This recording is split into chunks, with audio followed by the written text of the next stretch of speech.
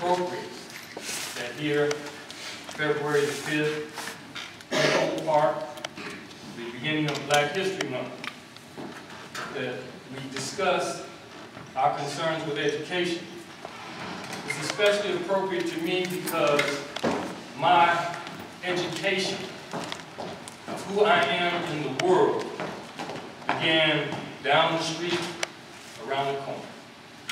When I came to Oak Park, I was an angry young man with no sense of direction, just a rebellious individual looking for a cause to be rebellious about.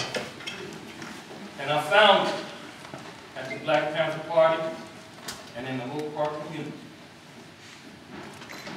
Also here is where I learned knowledge of self with the Nation of Islam and the Honorable Elijah Muhammad. Also in Oak Park is where my criminal history began. Father's Day 1969. Falsely accused of refusal to disperse, brandishing a weapon in a malicious manner, being in a place of lawful assembly, and was later forced to take a deal because I did not have the financial resources to fight 3 misdemeanor charges. It is important today that we realize education and what education's purpose is.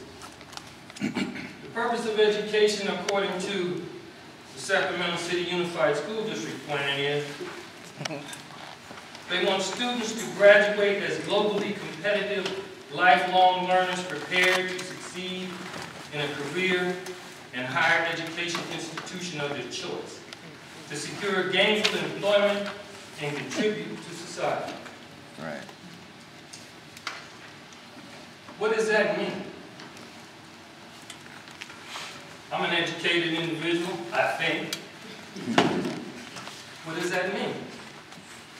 Lifelong learners, I can appreciate that. Education is not an objective, it's a pursuit. Yep. Education is something that you learn every day that you're alive. Every day that you're alive, you can learn something new.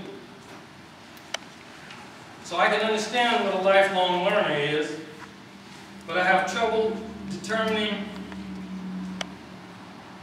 what secure gainful employment is and what contributions to what society they're talking about. Historically, we have come from a society that was a we society. And we were drafted, kidnapped, and incarcerated in a society that is a me society. And we have struggled with this me society ever since we've been here. So what is the purpose of education? The purpose of education is to free us and to empower us. And what have we learned from our experience here in North America? The power is never given away, it is only taken. So how can we take power today? How can we take the education that we have and that we need in order to empower us today? Dr. John Henry Clark said, the purpose of education is for us, to restore to us our historical memory so we can gain cultural confidence. Cultural confidence and historical memory. Those will enable us to do what? To educate children, to feed them into a society that teaches rugged individualism on one hand, but promotes coalitions, conspiracies, and cabals on the other. They teach us to be number one, to strive to be number one, and yet we're up against systems that are formed for the maintenance and gaining of power. But we're taught to act individual, to work for our own individual gain. Education should serve for us to empower us with our historical memory so we can remember there was a time prior to our oppression in North America where we ran nations independent, where we didn't have to ask permission from others, where we were culturally confident enough to work together for the betterment of ourselves. That's the purpose of education. And a lot of people in our history have been self-educated more than formally educated. Two people that come to mind are Malcolm X, Dr. John Henry Clark. Not formally educated people, but self-educated. Self-educated in the knowledge of self because they learned who they were historically and who they were culturally. The knowledge of self will enable us to do what? Our liberation lies in our ability to work together. Our liberation lies in our ability to garner from our history the courage to address the issues that we're faced with today. Where can we learn to work together? Because what I've found is that we talk about each other and we're working individually in pockets.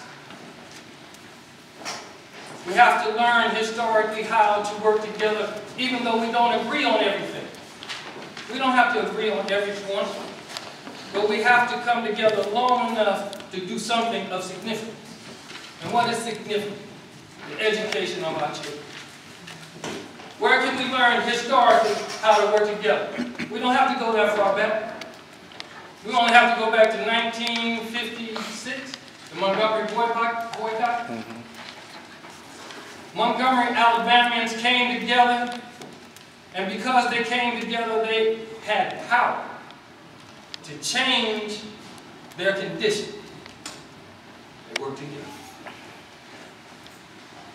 One of the things we have to learn, and we have to have courage. Our historical memory must give us courage. And our education teaches us that the most courageous person in our history was an uneducated person. Harriet Tubman. Harriet Tubman set the example for all times here in America, even though she was in the vein of Queen Candace of Morocco. You know, we're taught historically in Western schools that Alexander the Great cried because he had no more worlds to conquer. But the truth is, when he attempted to invade Nubia, he ran into Queen Candace. And she rode out to meet him on her war elephant, leading her army. And rather than battle Queen Candace, Alexander turned around. Harriet Tubman is our modern Queen Candace. She has set the example for all time. She could have run off to the north and stayed free and secure, but she didn't. After she freed herself, she went back and she got her family. And after she freed her family, she went back and got every other person she could find that wanted to be free. Courageous woman, uneducated in formal school, but knowledgeable of self. That is our example for all times. We have to replicate our historical memory to gain the cultural confidence to work together, to be courageous for our liberation and the education of our children. Thank you.